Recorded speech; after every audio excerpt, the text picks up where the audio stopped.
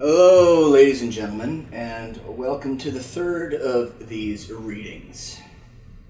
So, little preamble to this. I recently found my old hard drive from college and found all my essays and memes from 2012 and 2013. And I figured, in the spirit of Throwback Thursday on a Saturday night, I might as well read something of hedgehogs from the same time period. So without further ado, here goes nothing.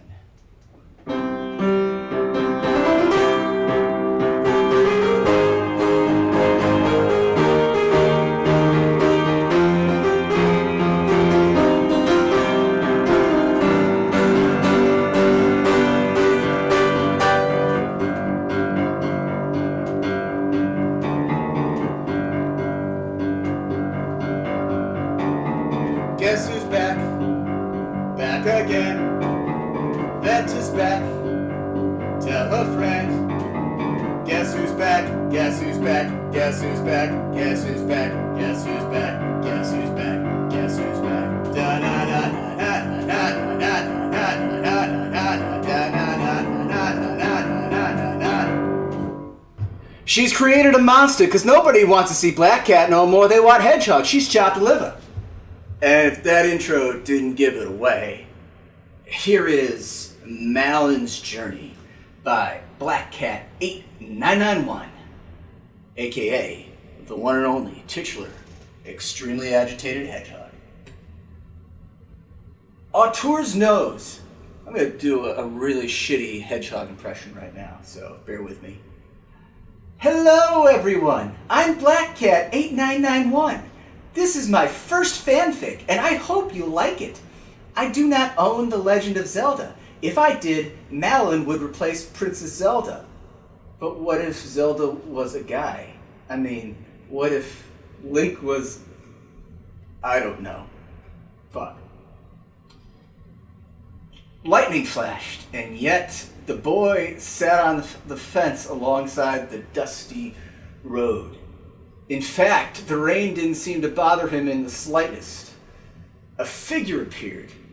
At first, this figure was only a dot, it was one of those pointillism pictures. Maybe Matisse drew the scene.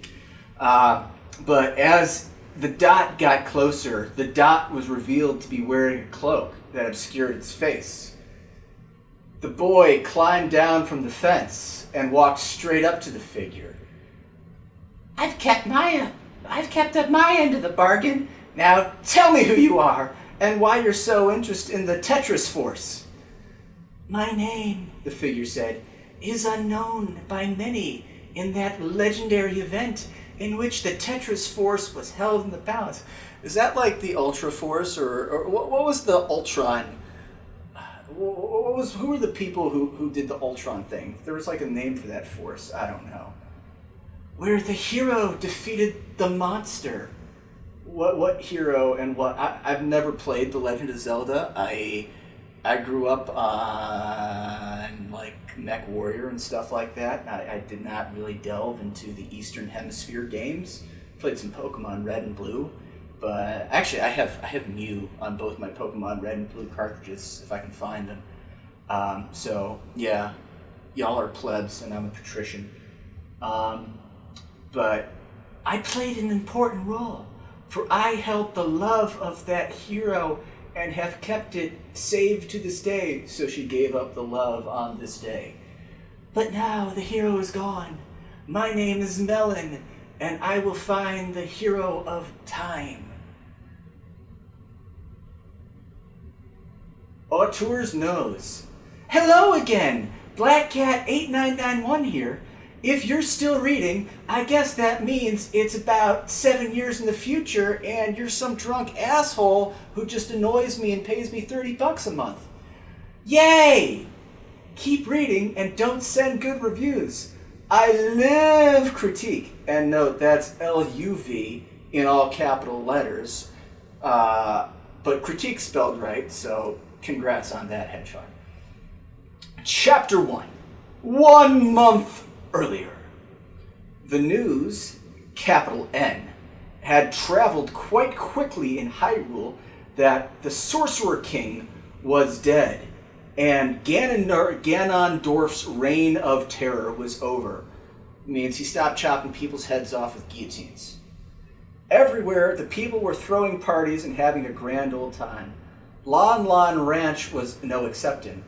All of Talon's relatives were there, and even Indigo was wearing a smile, but that might have been from all the Lon Lon milk he had been drinking, because apparently milk makes you happy. Yes, everyone was happy. Everyone, that is, except for Melon. To her, the air had an empty quality to it because it was full of carbon dioxide. They were all going to die. It was nerve gas. World War I hadn't ended. Ganon had just thrown mustard gas everywhere, and they'd hit. He was shooting like artillery shells, and one landed in the ranch, and they didn't notice it. It was a dud, but the air was just leaking out, and now mustard gas was poisoning the air, and everybody was going to die. So she knew that, and she knew why. So when Princess Zerlordo had returned to the throne, isn't the guy, the monarch, King, my boy, that guy? My only knowledge of Zelda comes from the CDI memes. So, my boy, this mustard gas is what all true warriors strive for. So, when Princess Zerlordo had returned to the throne, she had told the tale of the hero of time's brave deeds in defeating the Sorcerer King. Is that like the Sorcerer's Apprentice, or the sorcerer? He's a king and he's a sorcerer. However, she gave no hint as to where the hero was now. I mean, doesn't everybody know his name is Link? I don't know. I mean, my guess is his name is Link. I thought it was Zelda for like the first 18 years of my life, and I was always wondering, like, what if Zelda was a girl? Or what if whatever? I don't know. In fact, when Melon had asked the very question, the princess had averted her eyes and quickly started talking about how everyone could do their THERE part to help rebuild Hyrule. Malin knew one thing, just one thing. She didn't know anything else in her life. But she knew one thing, and she could feel that thing in her bones. Link, the hero of time, was gone. Just fucking gone, man. In Spanish it's se fue. Link se fue. He was gone, man. He's gone, man. He wasn't dead. He wasn't DED dead, but he was just gone. Like he had never existed, which is weird because the fact is that everybody's talking about him and talking about his deeds, so obviously he existed, but he wasn't there anymore. So, whatever. Why did this bother Malin? It did because she loved Link. Oh yeah, love. L-O-V.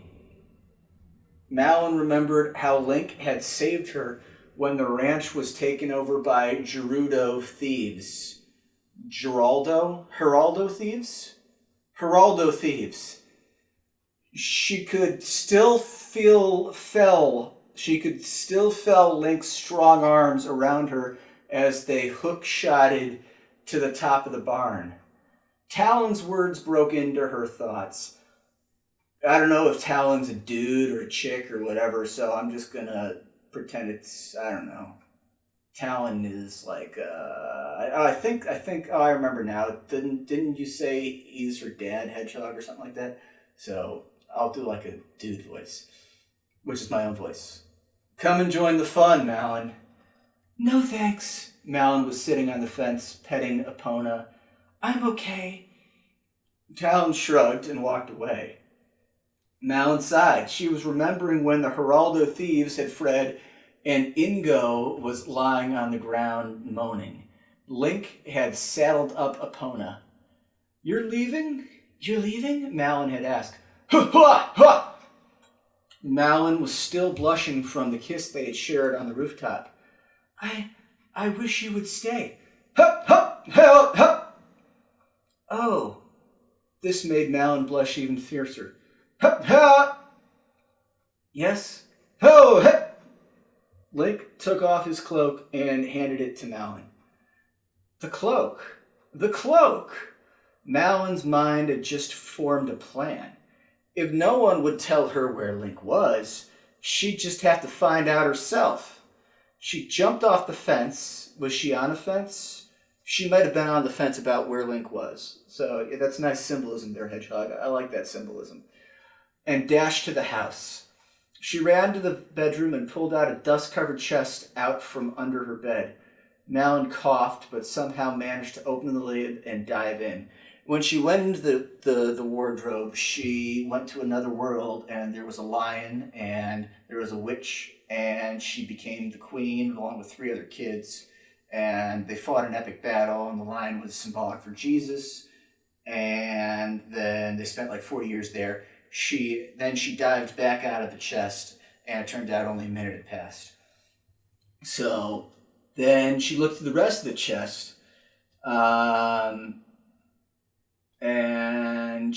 the chest was mostly full of her mom's things, which is weird. She puts a cloak given to her by some random dude who only speaks in grunts and shouts with something that her mom had. But, whatever. It's not my story.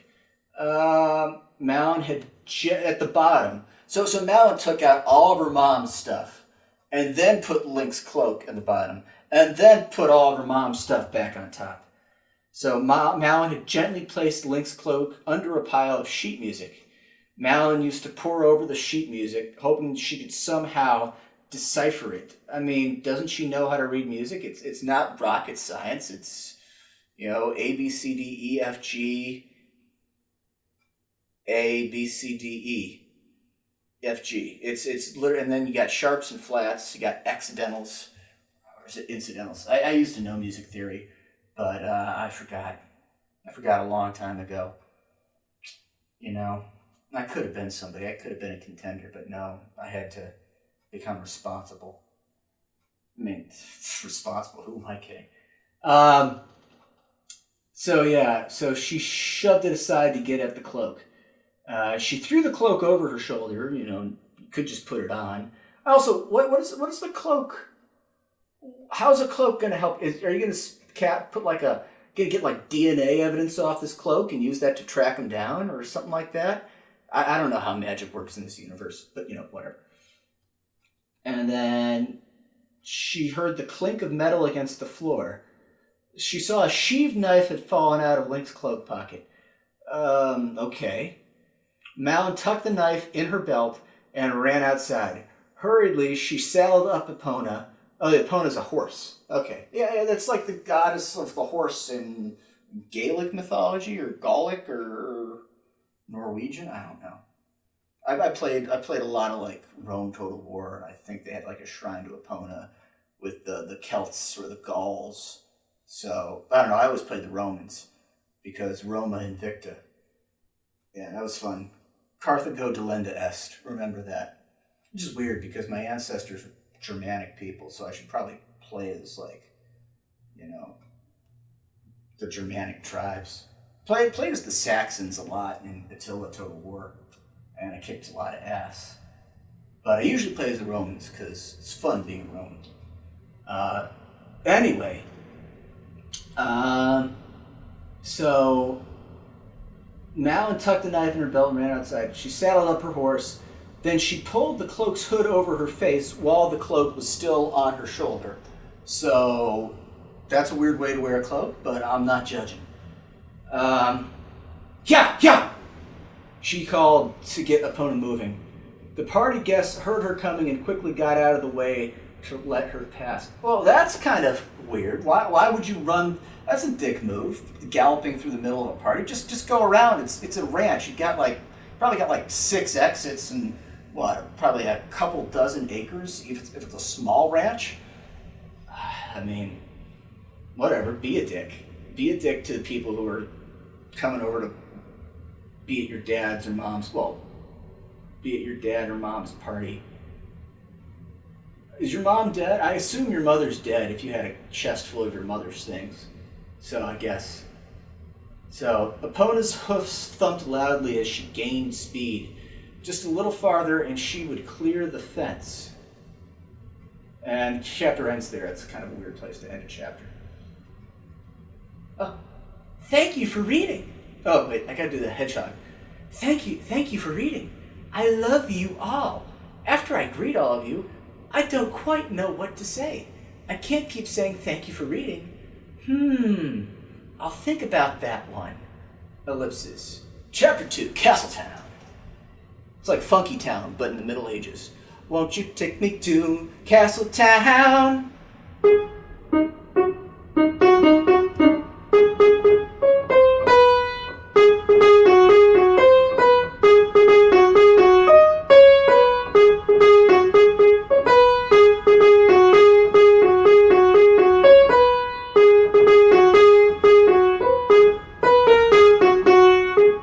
Won't you take me to Castletown? Won't you take me to Castletown?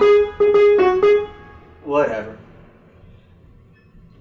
Epona jumped the fence instead of going through the gate. Why do you jump the fence? It's like, oh, look at me, I'm a badass. I'm jumping a fence. You know, horses can break their legs. That's a death sentence for a horse. Horses are expensive. And they're cool animals too. You want to treat your horses nice and with care. I've got a friend who does horses, and she knows horses well. You should probably ask her about horses. As they swept across Hyrule Field, Melon looked back and shed a single tear. Oh, so dramatic. I mean, you're just going to... It's not like you're leaving a home forever. But, she felt horrible for abandoning her father, Talon. Like, yep, Talon's her dad. But she would come back. I mean, come on. You're literally just leaving the home. I mean, it's not like you're abandoning your dad. He's a grown man. He should be able to take care of himself. But whatever. Malin decided that if she wanted some answers, she'd have to go to the source. In Castletown, won't you take me to the source in Castletown? The journey to Castletown would take a day's worth of travel. You know, that's because she doesn't have a theme song. And she could just do a montage if she had a theme song. The sun was almost down from the top of the sky, and the birds and the plants were dead. The mood was set for Malin. I don't remember the rest of it. John Freeman, who was Gordon Freeman's brother, was one day in office typing on a computer. Just getting there would take all night. As the first cuckoo crowed, Malin saw the I don't think cuckoos crowed. It's roosters who crow. Malin saw and those are the ones who like crow at the sun or in the morning or whatever. It doesn't matter. Malin saw the distant outline of Castletown. She yawned, stretched, and looked around. She had been sleeping in the saddle, a useful skill Talon had taught her at a young age. The drawbridge to the town and the palace beyond just thumped to the ground. As Malin tied up Epona. Malin was cautious. She was never in town much. Why are you talking? I mean, pickpockets or something like that? But proceeded onward. It looked like she had stumbled upon one of the more busy days at the market. Everywhere, people were rushing to get the best goods, and vendors were shouting out their products. Butt scratcher! Butt scratcher! It was all very noisy. The smell of freshly baked bread wafted under Malin's nose. Her stomach growled, and she realized she hadn't eaten anything since yesterday morning. She pulled out one of the few rubies she had and followed her nose. Malin had to shove her way through quite a bit of meandering people to get some bread, or, just like go with the flow and get out of their way. She was shocked when she read the price sign. 5 rubies for a bun? That's ridiculous! But the food was food, so Malin paid the vendors and found a quiet spot to eat. She remembered coming here with her father on that fateful day when she'd first met Link. Talon had a big wagon, which he used to haul goods to the market, mostly milk. Mostly milk? He mostly hauls milk. Mostly. What was the other stuff, like some good old, what do they grow on farms? Probably the hash. He was probably selling the hash. Today, he had a special order from the castle. 10 dozen bottles of milk. That's a lot of milk! So it's not that much milk. Castle probably has like, what? Probably nearly 120 people. Let's see, you got king, queen. Let's see. The court itself is probably, you got king, queen, maybe handful, like several counselors. So that's about 10 right there. Then you probably got maybe another dozen courtiers. It's probably, okay, I need to pause this for a second. Yeah, so that was one of my buddies wishing me a happy Mother's Day. First off, it's not Mother's Day yet. Second off, I'm a dude. I mean, I know it's 2019, but I'm a dude. And third off, I think I need to re-emphasize that part. I'm a dude. So, let's keep going. Where did I go? So where I left off. Yeah, so let's see.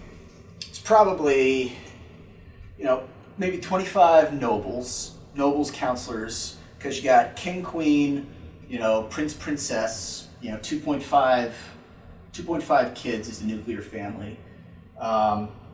Several counselors, so let's call it about 10 king, queen, prince, princess counselors, then maybe a dozen or so nobles and courtiers, ladies in waiting and all that stuff. So that's like 25 of the head honchos. And then you probably need at least, 3 or 4, maybe 5 times that number for like servants, bodyguards, soldiers, chambermaid, chamberlains, valets, all that stuff. So yeah, about a decent 100 people. Let's call it 150 people in a smaller sized castle. I mean, given that this is the king's castle, probably, upwards of 500, maybe 500 people. How many people were at Versailles? Because I've been watching that show a decent amount. Versailles bedroom count.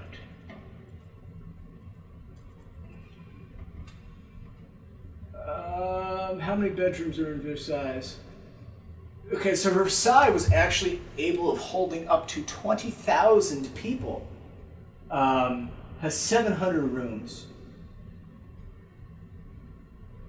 So probably, so maybe let's call it 300 people. Let's call it 300 people were probably in Castletown and Hyrule. And then 10 dozen bottles, so 120 bottles of milk. I mean, that sounds like a pretty, let's see, probably not everybody likes milk, probably only like 25% like milk. But then you use milk for cooking and all that other stuff, making cake and stuff. So yeah, that sounds like an average order, So yeah.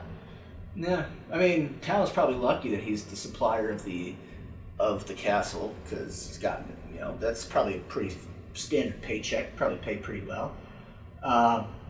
Anyway, back to the story. So Melon went with him. Melon had been in awe with the market. She had never been to a market and gazed with wide eyes at everything they saw.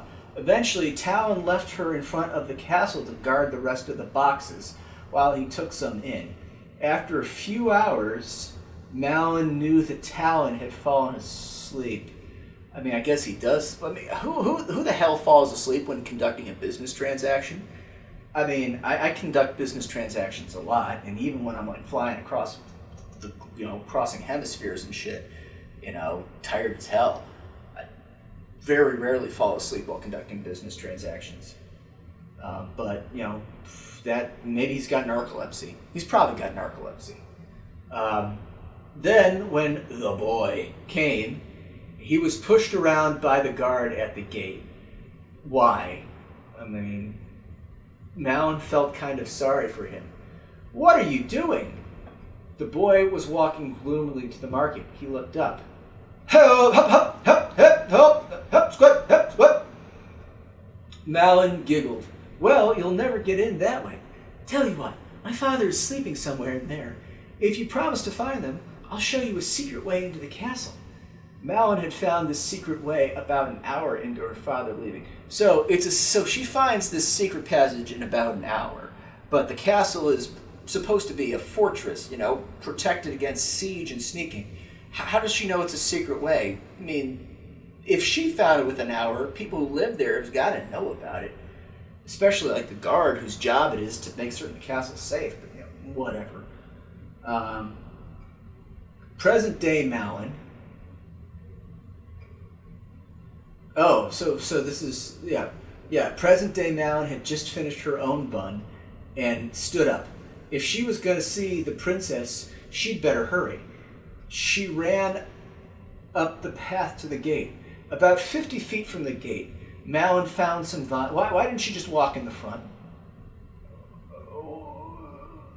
Why didn't she just say, hey, I'd like to have an audience with the princess or the king or whatever. I mean, she seems pretty friendly. If she's climbing up she's breaking into a government building without worrying about the consequences. But anyway, she's climbing up the vines. She climbed up to the sheer rock top. At the top, she walked atop the gate and found a hole with a ladder. She climbed down and ran out. Melon kept away from the guards and managed to sneak into the princess's garden. Princess Zelda? Asked Melon. Mr. Anderson, we've been expecting you. I'm going to read Zelda like Agent Smith because I watched the Matrix movies a lot over this past week.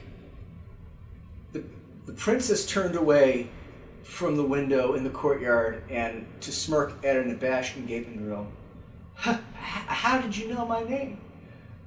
We know quite a lot of things about you, Mr. Anderson. Well, Zelda, I've come here because I know why you've come here. You've come to learn where Link is. But how? Mr. Anderson, curiosity is one of humanity's major... Damn it, that's not... what would Smith say in this circumstances? Curiosity, Mr. Anderson, is a particularly human trait, and one that can be exploited most efficiently. Well then, where is he? He's gone back, Mr. Anderson. Melon was confused. Back? To relive his childhood, Zelda finished. Then I can't get him back. You can try. This sparked an idea. Maybe Melon could bring Link back. How? I'll do anything. Anything, Mr. Anderson. The princess's smirk intensified. Yes. The journey ahead of you is very dangerous and long, Mr. Anderson.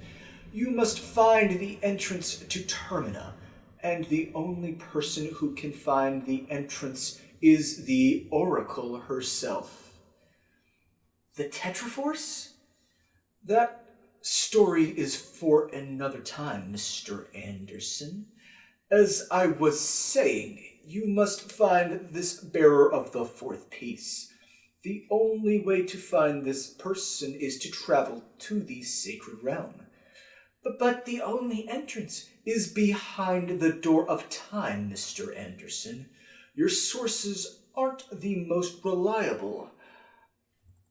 Our sentinels have done a good job of cleansing the human virus from our systems, Mr. Anderson. Melon frowned. This self-centered princess was making fun of her. Oh, and what do your sources say? Melon asked, putting her hands on her hips. Our sources, Mr. Anderson, say there is another entrance to the sacred realm. Where? In the Shadow Temple, Mr. Anderson. Just who are these sources of yours? Zelda pointed behind Malon. She turned and almost fell over. Standing before her was the tallest, strongest Malon had ever seen. Apparently Malon's now two people. So yeah, I guess I was reading the wrong person as Agent Smith. Remember, I am Morpheus. Dude, I wish I was Morpheus. Actually, no, I like being me. I don't know. I when I was a kid, I always wanted to be Neo. And then I realized that I'm more of a Morpheus. Yeah, I'm not the one. I ain't the one. I think there's a Leonard Skinner song, but I'm too drunk to remember. Zelda pointed behind Malon. She turned and almost fell over. Standing before... Right. Zelda walked over to the woman and said, "This is Impa, my bodyguard, Mr. Anderson." "Hello." "Well then, Mr. Anderson." "Well, what?" "Are you going to go to the Shadow Temple?" Malon considered her options. She could go to the Shadow Temple and face the horrible monstrosities that were sure to lurk within, find the entrance to the Shadow Realm, and find Link. Or she could just go back to the ranch and live a peaceful, if boring life. One thing sticks out to me. So, if Link went back in time, then shouldn't he still be here? I mean, unless he died back then, and then shouldn't Malon be able to find his grave or something like that? Because the past isn't it? Or is this Back to the Future logic where there are different timelines? Or is this Bill and Ted's Excellent Adventure? You know what? Since I'm already doing a Keanu Reeves movie, I'm going to assume it's Bill and Ted's Excellent Adventure, and she can go back and no. But Bill and Ted logic was they could change the present by so he takes so they can. What are you saying? So, because it's weird. It's weird because it's almost like the future's predetermined in Bill and Ted, because Rufus only exists if Bill and Ted succeed in their history report, and so Rufus comes back to help out Bill and Ted to succeed in their history report, and then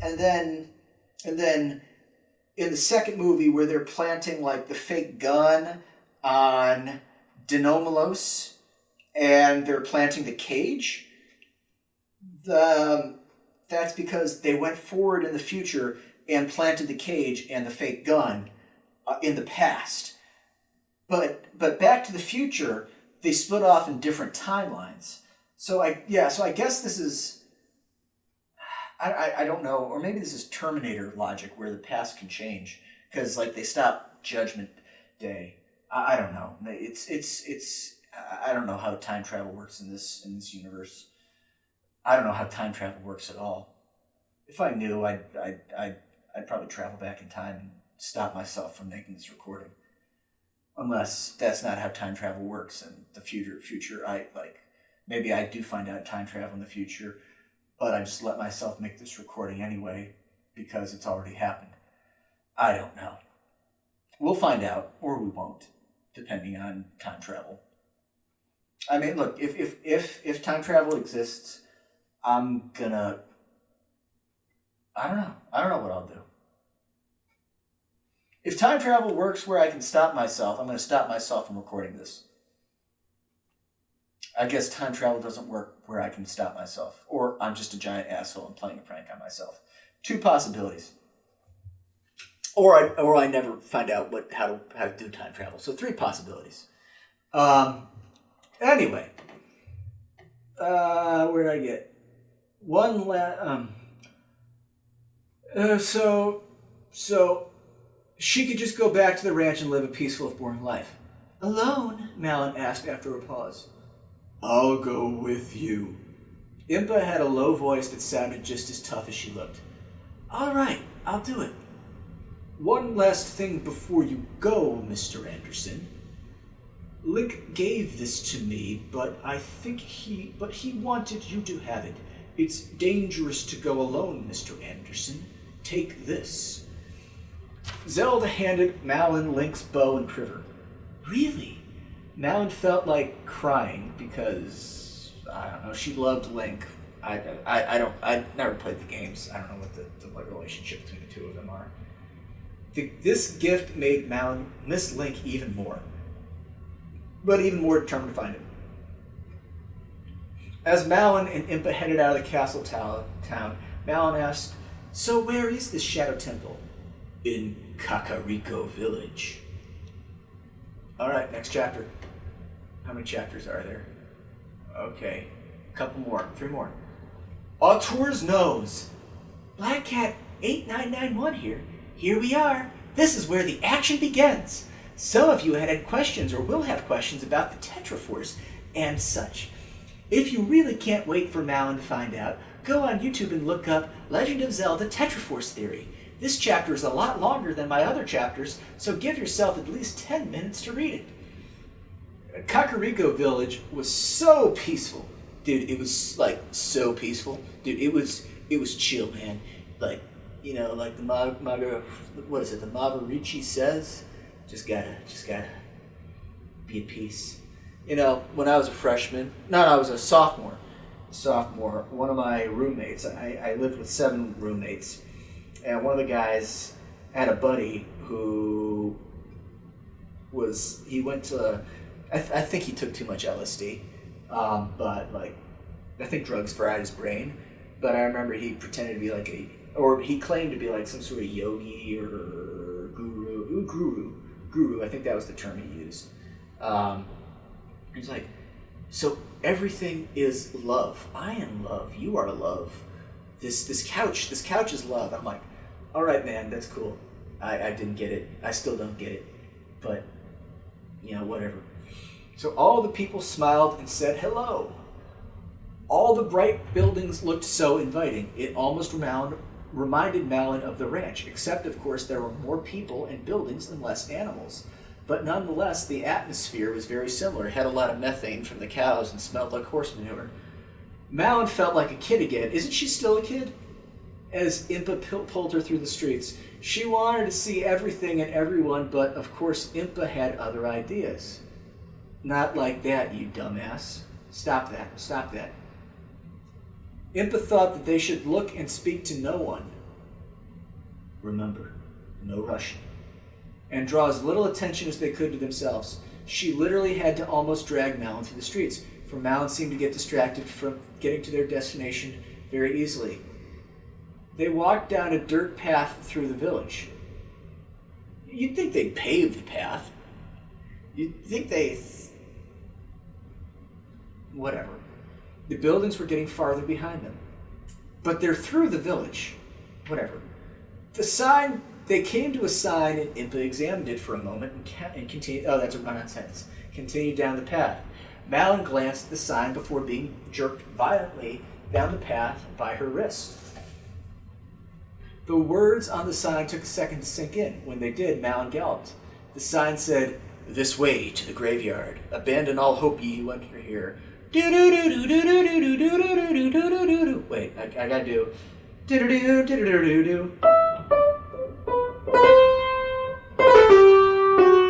No, that's not it. Whatever.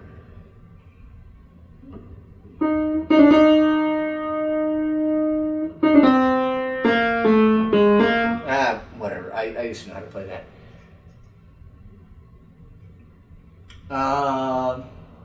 Impa, are we going the right way? Yeah, why? You scared of graveyards?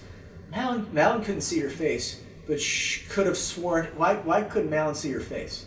But could have sworn Impa was smirking. No, just wondering. By the time they came to the graveyard, it was raining hard, so that was pretty quick. Why they couldn't tell that it was going to not rain or whatever? Malon shivered. She should have brought a raincoat. She was glad that Link's cloak... Oh, I guess she did. She was glad that Link's cloak was wrapped around her. Here. Impa tossed something to Malon. She caught it and realized it was a hook shot, just like the one Link had used. Just for a second, Malon felt a warm embrace. So she's schizophrenic. She turned her head to see if there was someone behind her, but then the feeling faded, and Malon started shivering again, but not from the cold, dot dot dot. Follow my lead. Impa had gone ahead and was at a stone wall at the very back of the graveyard. Malon ran to catch up and skidded to a halt just in time to see Impa use the hook shot to grapple onto a fence. Who the fuck puts a fence on top of a stone wall? The stone wall it's who puts a fence on top of something that's a wall already? Impa shot up to meet the fence, got a grip, and hauled herself up and over the fence. Malon tried. The first time she hit the stone wall with the hook shot. I guess it's like a grappling hook. The second, she hit the fence but didn't get a grip. Get a grip, Melon. Melon took a deep breath and aimed carefully. The claw hit the fence and grabbed on. Melon braced herself as she shot up. As she too shot up. Yeah, you don't want to shoot up. That's what Nicky Six did, and he almost died. I mean, I guess if you shoot up, you got like a slight chance. No. I mean, Nicky Six was already famous before getting hooked on heroin. So yeah, don't do heroin, kids. She got to the claw and released its grip. Malon flailed about, scrabbling to get a hold of something, anything. She caught the fence with one hand and grabbed on with the other. Impa helped her up and gestured to a dome-like opening. A dome-like opening in the cliff face? Is that like a... How are openings dome-like? Dome implies a structure. Whatever. Dome-like opening in the cliff face. Together they walked through the opening and into the darkness within. There seemed to be a set of stairs leading downward, but Malon couldn't see very well and couldn't tell. Whatever was ahead, it did lead downward, but it was so dark that Malon had to run her hand against a wall to find her way. Malon started panicking. She couldn't see, and all was quiet as a tomb. Impa! I'm here. Impa's voice came from just ahead. Impa! Ch-ch-chia! There was the soft glow of a light still a bit further downward, and as Malon kept walking, the light got bigger and closer. Malon emerged into a dimly lit room with a platform in the middle, which Impa was standing on, and plenty of torches surrounded it. Did she bring the torches? I'm going to assume she brought the torches, because if the torches were already there, that implies habitation, which means they probably could use the front entrance. Impa was facing away from Malon. She muttered something, and flames appeared around her, igniting all the torches. A stone door on the other side of the room slid open. Impa turned to Malon. Are you coming? Yeah. Impa started walking towards the next room, and Malon had to run to catch up. They found themselves in a maze of hallways. Malon was confused beyond belief, but Impa seemed to know her way completely. She soundlessly led Malon through the maze until she ran into a wall. She was like going at a full tilt and literally ran into a wall. Impa had turned where there should be a turn and walked right through the wall. Oh, it's like an illusion. So Malon blinked in disbelief and shook her head as she walked toward the wall. She closed her eyes, for she knew she'd walk to it at any moment, even though she just saw Impa walk right through it, so she knows this is an illusion.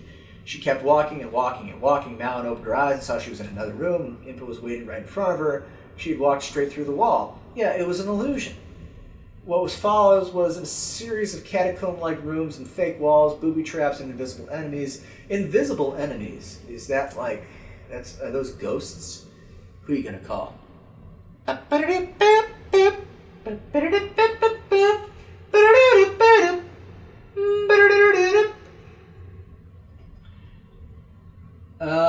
So Malon started shooting arrows at some of the more visible enemies and found that she was getting quite good at it. Who are these enemies? Why are there enemies in this place? What's going on? I mean, is it ghosts? Are there zombies? Zombie ghosts? Zombie ghosts, leave this place! But this is our home! John Freeman felt bad for the zombie ghosts because they were zombie ghosts and they couldn't leave there. So he blew up the house and they were happy. So is Malon going to blow up the tomb so the zombie ghosts can be happy?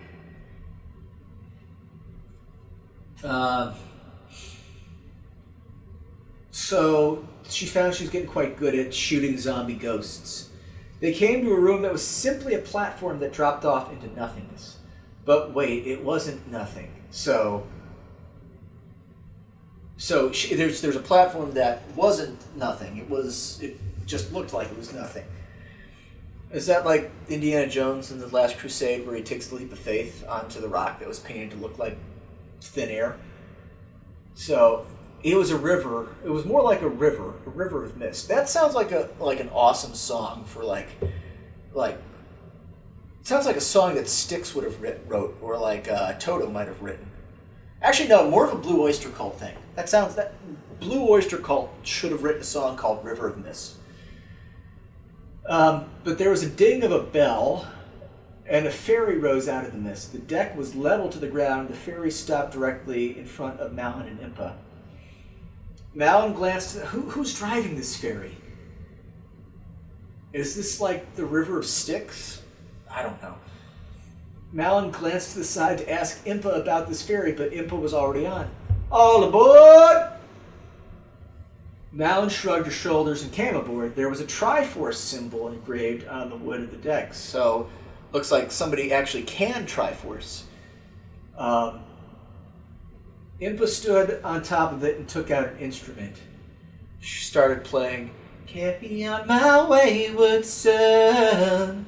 There'll be peace." Wait. No, I gotta sing something by Styx because they're on the river Styx. Well, the news is up, the jig is up, the news is out, they finally found me, the renegade who had it made, retrieve for a bounty. Na-na-na-na-na-na, I don't know the words of the song and the wanted man.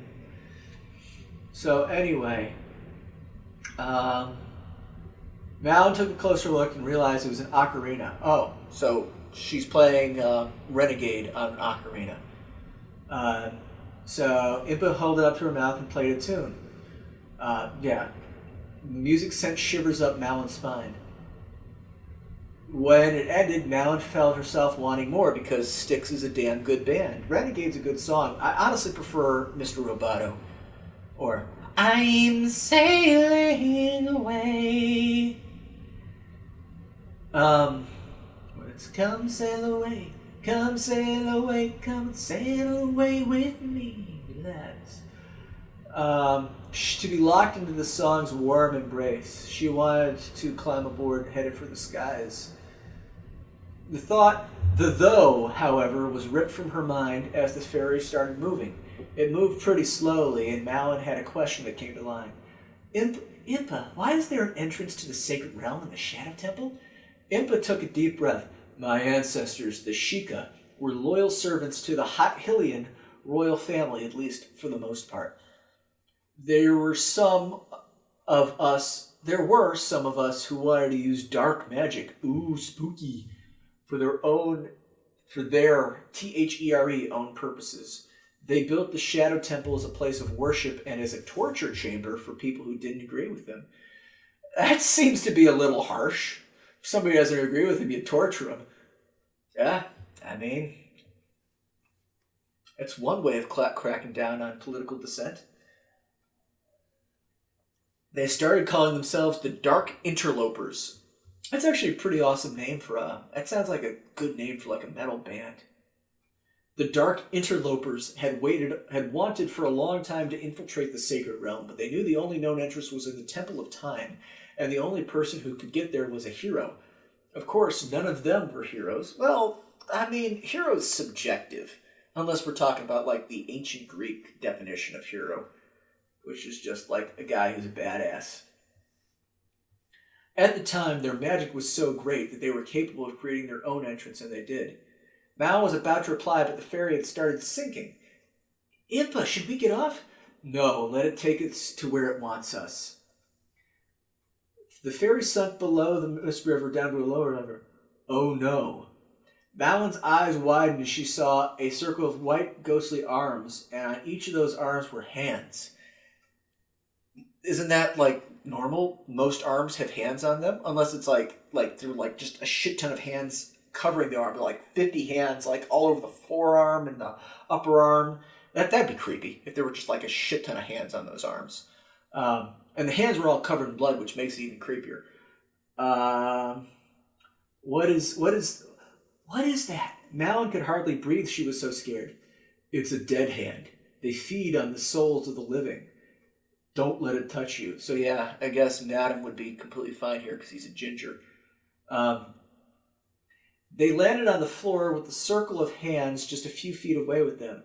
As soon as they touched the floor, a mound of earth in the corner exploded, and a white bulbous thing of flesh slowly slid towards them. It, like the hands, was covered in blood. Impa started throwing rocks, knives, and whatever she could get her hands on towards the creature. It left Malin alone and went for Impa, but no matter how much she threw at it, it kept coming. Malin remembered Link's bow. I mean, you've been shooting zombie ghosts with it the entire time. Don't you just remember it now? And she cocked an arrow. The first missed completely, and the dead hand had pushed up Impa against the wall, and it was still coming. Okay, so Impa's soul is gone because the dead hand touched her. Malin's second arrow lodged itself in the creature's shoulder just as it touched Impa. She let out the most terrible scream like she was in pain, as opposed to a scream like she'd gotten a bad grade on a test, or a scream like she saw a new car, like she got good news or something like that. Meanwhile, the dead hand had started to come for Malin. She knew she could reach Impa before it got to her, but as she did, she brushed against the creature. Malin crumpled to the floor as she felt all the hope and light in her life drained from her completely, but somehow managed to crawl over to Impa, who wasn't moving. She's dead, or soulless. Now she's a ginger. All her hair is white, and her hair is red, and her skin is very pale. The dead hand was now upon them. Malin was crying, but then she saw something out of the corner of her eye. It was a small figure across the room, clothed in green. Green? Link! The dead hand was mere feet from Malin when Link shouted something to her. Hop, squat, help!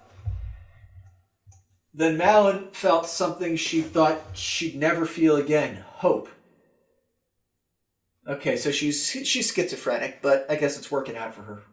She cocked an arrow and shot it just as it lowered its grip. Oh, wait. I thought these were arms covered in like 50 bajillion hands and like a bulbous white thing, which I'm just going to leave that at that. I'm not going to make any further comments about that. Malin heard the most ghastly scream. It filled her head, and Malin thought she was going to die. Then the scream was gone and the world was black. It was the end of another cycle for Link, and he was falling through the whiteness past the clocks that never stopped ticking. He'd almost not been able to do it this time, to turn back the hands of time. Link couldn't bear to think of all the people he couldn't save the cycle, and especially of the Romani forced to fend for herself against the creatures that attacked the ranch on the second night. Plus, she reminded him of someone. Who could that be? When he looked down at himself, he saw that he was grown up, but the thought was erased from her mind when he looked in front of him. There was Malin, not dark like the rest of the world, like she was in a spotlight. Malin was holding something, and her thoughts came to Link, distant and echoic. I can still feel his arms wrapped around me. Link came up behind her and put his arms around her middle and embraced her. It wasn't a hard embrace, and it certainly wasn't gentle. What? I don't understand that. It was an embrace nonetheless. So it wasn't hard, it wasn't gentle, it was just an embrace. Okay. Link closed his eyes, savoring the moment he had made up his mind. But when he opened his eyes, Malin was turning her head in slow motion to see who was behind her. Because it's the Matrix, and things are bullet time. Link leaned to the side and smiled as if to tell her everything was okay, that he was here, but just before she saw him, it was gone. The strangely darkened world, the graveyard, and Malin. Link was a kid again. You've met with a terrible fate, haven't you? What's that noise? Who cares? Artur's nose. Hey, everyone. It's been a while. I've been very busy, so it's hard to find the time to write. I feel like one of those manga artists who are always complaining of a busy schedule. Ha ha ha. Well, anyway, on with the story. Chapter 5. They revoke her to isotrope, but they don't. Link sighed and laid his head back on the pillow of the bed in the Stockpot Inn. One day down, 2 to go, and only one more mask to collect, one giant to find. But before he went to sleep, he looked up in the rafters and saw that Toddy, I don't know, had made a makeshift bed on a bit of fluff from Link's pillow. "Good night, Link," Toddle yawned, but Link didn't hear her, for he was already fast asleep. Link was dreaming, well, not exactly, for it wasn't his dream. He was watching it.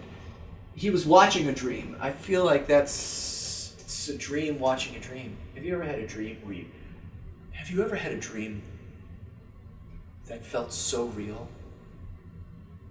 How would you know if you were dreaming?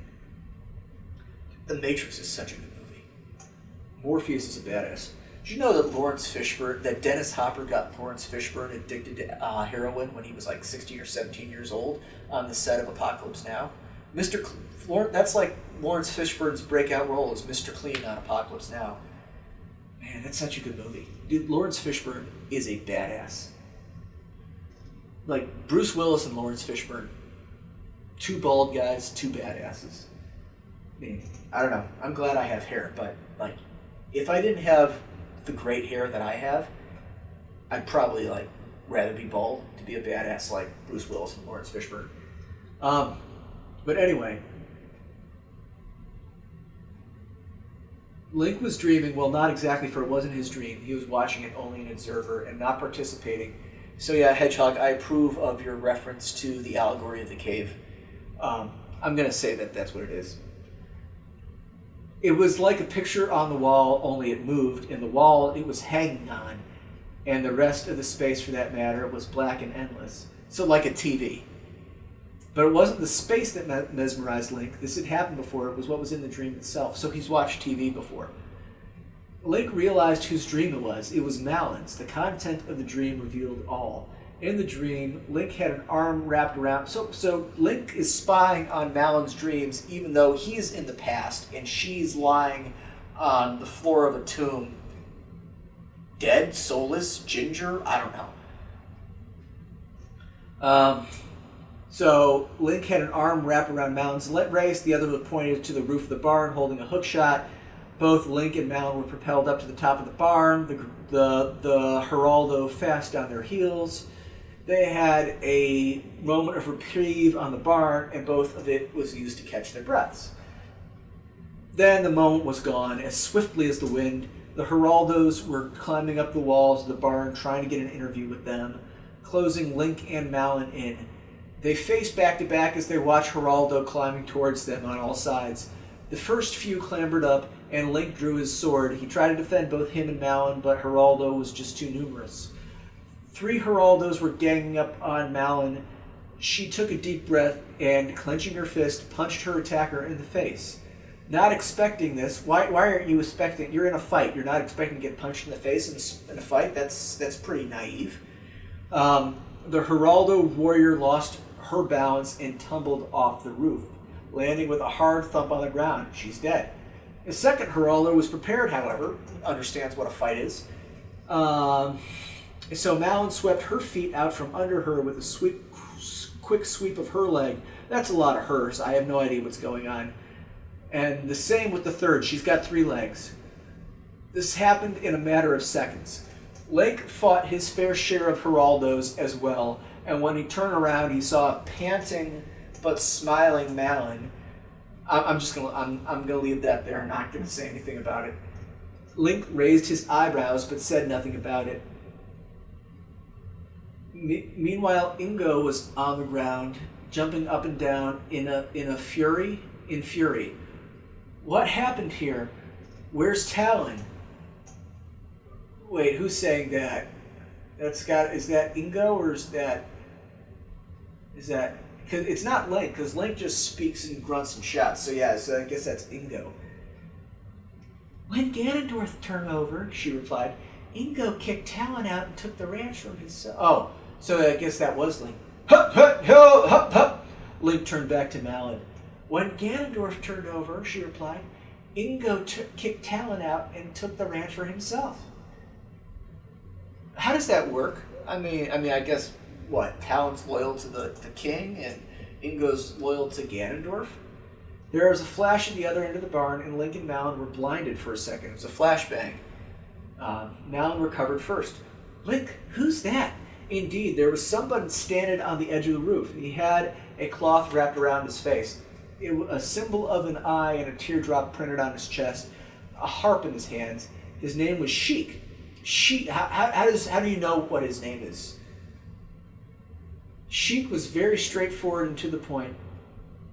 So, just this random dude shows up on the rooftop and just says, Link, Ingo has been brainwashed by two of Ganondorf's minions, the Twin Rova. Sheik backed up even closer to the roof's edge. The key to Ingo's possession is a jewel inside his ear. There was a crack and Link was blinded again. When his vision cleared, Sheik was gone. By this time, Ingo had found a hookshot and shot up to meet them. Armed with a crossbow, Ingo snickered. But before he could do anything, Ingo rushed towards him. Ingo held up his hands to protect himself, but all Link did was flick a jewel away from Ingo's ear. Caught off guard, Ingo flailed around for a moment before tumbling off the roof. He's dead. He lay on the ground, moaning. Link and Malon realized they had been clinging on to each other. How are they clinging on to each other when Link just Sparta kicked Ingo off the roof? They broke apart. Malon faced Link and said, "You just saved my life." She leaned in and kissed him. Link was surprised to find himself kissing back, but he realized what he was doing and broke away. The dream skipped ahead. Link was saddling up Epona. "You're leaving?" "Help!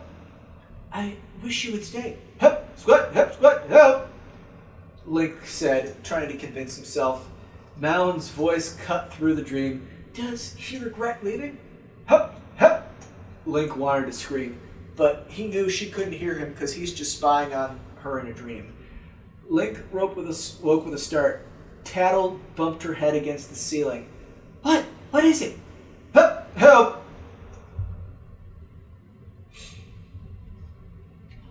Author's note.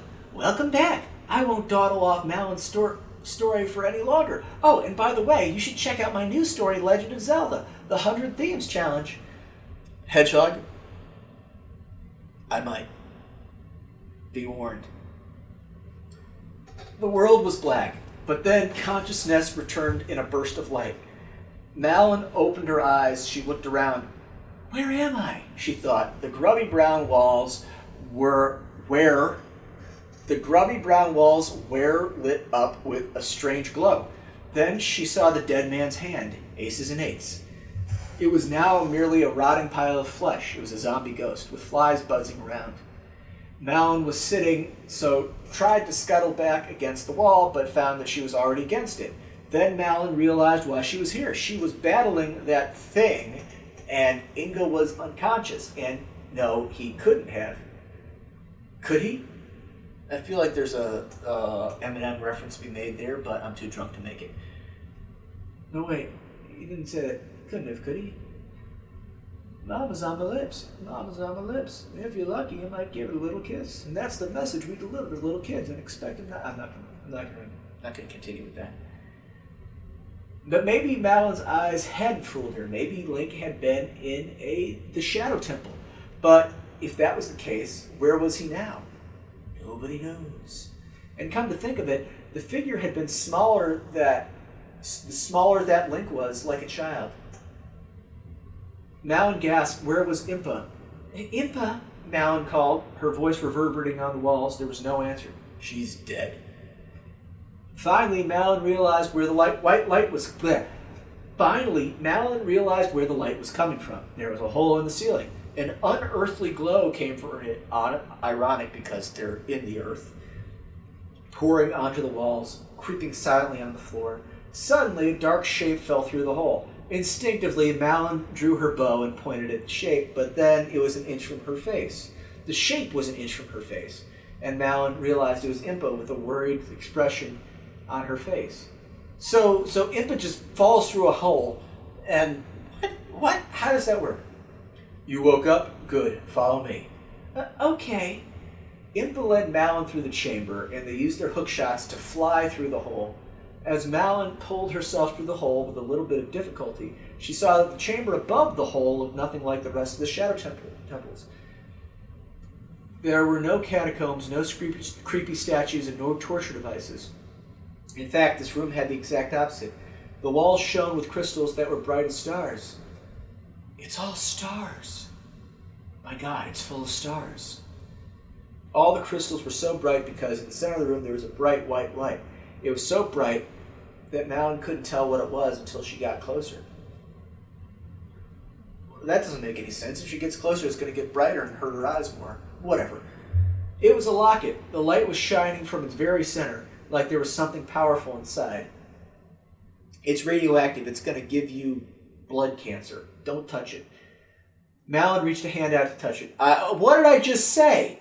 But Impa's smart. Impa slapped it away. Not yet. This is the entrance to the sacred realm. But you must listen to me carefully first. You must put on a hazmat suit, lead-lined, or else you're gonna frickin' die. I'm listening. When you open the locket, you will be sent to the Shadow Realm. The Sacred Realm. The Shadow Realm's where you go if you lose a Yu-Gi-Oh card game. When you get there, tell the first person you see that you're looking for the Tetraforce, and they'll do the rest. What? The first person you see, I guess she knows who the first person you're going to see is. But Impa, what is the Tetraforce? Soon, all of your questions will be answered, but not by me. Okay. Malin approached the radioactive locket. It burned with a light that was nothing on this earth. That was of nothing on this earth. But it is on this earth, so that sentence doesn't make any sense. Slowly, Malin reached out a hand to grab the locket. When she touched it, an innermost fire burned within her, like that John Cafferty song.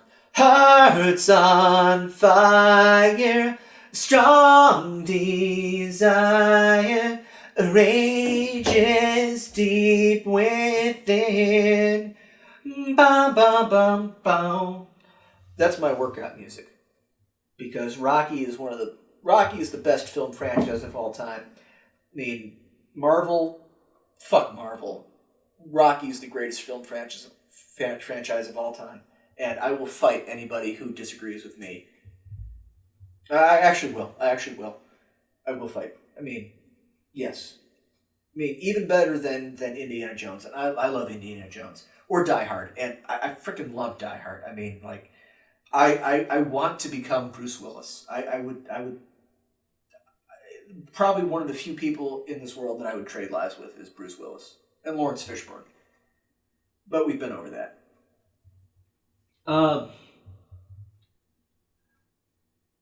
Okay, so an innermost fire burned within her because she's working out, and it's the Rocky theme going on.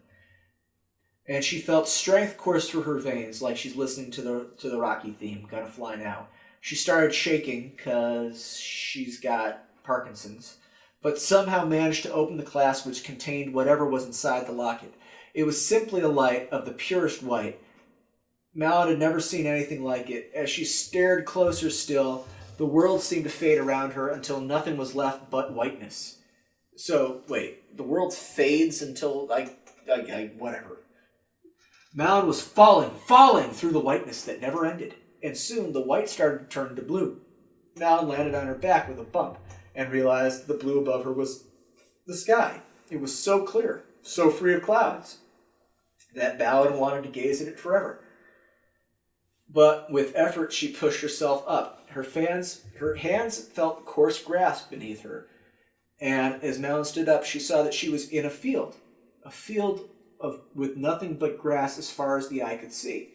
Impa had said there would be people here, and Malin had assumed they must be close by, so she started walking. For an hour she walked, without seeing any sign of human existence. Finally, she saw smoke rising from the field, and as she got closer, Malin realized that the smoke came from a chimney, as opposed to like a fire, or a bunch of blunts, or a bong. She reached the house, and a woman came out. She was wearing a dirty apron inside, slightly ripped dress. How did you get here? I walked through the field. What did you see out there? Nothing. It's just a field. The woman's eyes widened. I'm looking for the Tetraforce. Do you know where I could find it? The woman just stared at her in stunned silence. Hiatus notice. It's a 7-year hiatus, Hedgehog. You should probably get back to writing this now. Hey everyone, I'm just letting you that I'm taking a short hiatus from Melon's journey to work on my other story, Legend of Zelda, the 100 Thieves Challenge. While you're waiting, you can check it out. Thank you. And just so no one freaks out, this story will be completed by me. So, yeah, I'm going to complete the story now. Okay, so, let's see. So, she's talking to the woman about Tetraforce. The woman's like, yeah, I know where the Tetraforce is. I keep it. It's here, under the floorboards. It's driving me crazy. I can hear the heartbeat, because it's the heart of some guy that this woman killed. It's like the tattletale heart. And so Melon's like, okay, you're fucking nuts, but thank you for this Tetraforce. And so Melon gets a Tetraforce, and then she walks some more, and then Link's in the barn, and then Melon's like, hey, Link! She finds Link in this town, right? And in the town, the two meet in the town, all right? And then something happens. It's a fire. A fire breaks out because it's the medieval times and nobody really understands proper fire safety. There's like a lightning strike on the town. Fire breaks out. So Link and Melon have got to get out of town because the fire is going on. But Link stored the rest of the Tetraforce all over the town for safety. I don't know how this works. I'm just making this up as I go. And so basically Link and Melon they gotta run through the town. They gotta save people from the fire. They gotta make a choice. Do they save the Tetraforce? Do they save the baby? Do they save an old woman? And there's something in there about like morality and choices and what's the moral choice. There's some sort of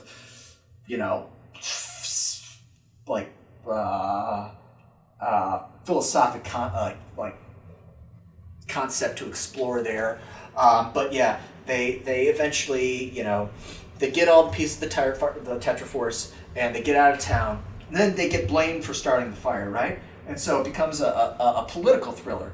And so Tom Cruise shows up as like his lawyer role in A Few Good Men, and then Jack Nicholson's like the head of the guard.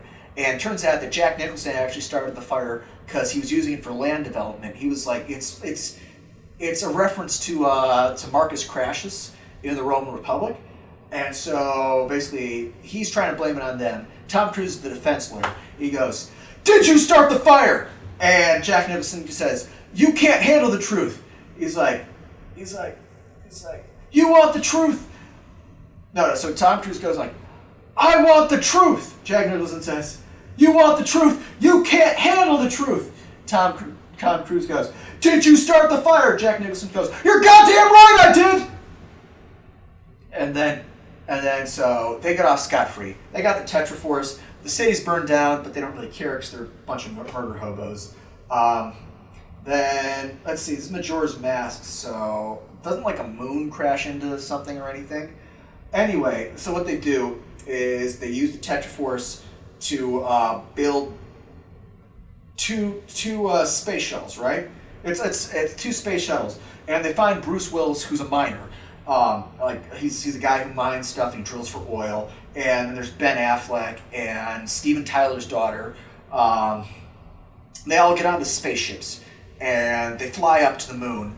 And Steven Tyler writes this he writes a ballad about it, and it's all like, I don't want to close my eyes, I don't want to fall asleep, 'cause I miss you, baby, and I don't want to miss a thing. Alright, so one of the spaceships explodes, and I think it was Owen Wilson. Yeah, Owen Wilson's on the other spaceship, it explodes, and he goes, wow, and he dies. And it's very sad. And I think it's Michael Clark Duncan, who really did die in real life. Rest in peace. Good night, sweet prince. He dies with Owen Wilson. So they get to the moon. They put the Tetraforce in a nuclear bomb. They basically drill down into the moon, but it turns out that the nuclear bomb's timer is broken. So Bruce Willis stays behind while Malin and Link and Ben Affleck get back on the spaceship, and they fly back down to Hyrule. Bruce Willis detonates the bomb, the moon explodes, Majora's Mask solves. And then basically Malin and Link, because it's like causality, they're going faster than light or some other crap. They go back in time, they go forward in time or something like that. It's like an Ender's Game where like they put Mazar Rakham on a ship that goes almost like the speed of light. So basically Link, Malin, and Ben Affleck are basically going almost the speed of light, and so they don't age, but the world spins like really quickly around them, time goes fast, and they land, and it's the proper time period. They get off, and they have a great party, and everybody's happy. They drink a lot of the Lon Lon milk, which is alcohol, except for Ben Affleck, because Liv Tyler died like 200 years ago. The end. Well, thanks for listening.